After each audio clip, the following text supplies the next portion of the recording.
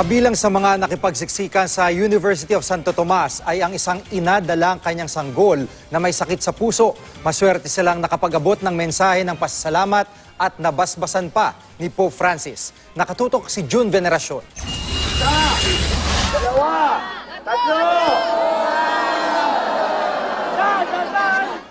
Sa mga eksenang gaya nito, pinaka-apektado, mga may sakit at mga nanghihina.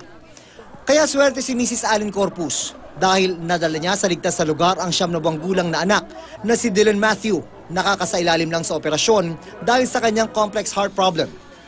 Hawak pa ng kanyang ina ang litrato ng bago at matapos operahan si Baby Dylan.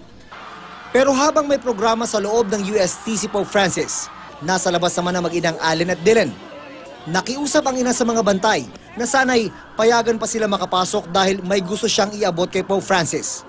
Pinayagan siya at mas maswerte pa dahil nakalapit silang mag-ina sa Santo Papa nung paalis na ito sa UST. Naiabot ng ina ang litrato ng anak at ang sulat na walang hinihingi kundi pawang pasasalamat. Gusto ko lang po magpasalamat kaya inabot ko po yung picture niya na may before and after. So okay na po siya ngayon. Thank you po yun, thank you. Opo, pasasalamat lang po. Sana po mabasa niya. Ano nakalagay? Ano na, kumaalala niyo? Nagpapasalamat lang po kami kasi binigyan ng pangalawang pagkakataon na mabuhay ang anak ko. Kasi sa 5 inoperahan ko, siya lang po yung nabuhay sa Philippine Heart Center po. Oktubre ng taong ito nang sumailalim sa maselang operasyon ang kanyang anak. Kaya para sa kanya, himala ang nangyari sa bunso. Yun daw ang nagtulak sa kanya para magpursiging makita ng malapitan ang Santo Papa. Ano yung nag-stroke ka lang talaga? Opo, kaya bumaba po ako doon kahit muntik na kami madulas nung Nahawakan mo siya? Nahawakan po siya sa noo. Matapos masaksihan ng mga tao na binasbasan ng Santo Papa si Baby Dylan, pinagkaguluhan na siya. Lahat gusto siyang mahawakan at mahalikan.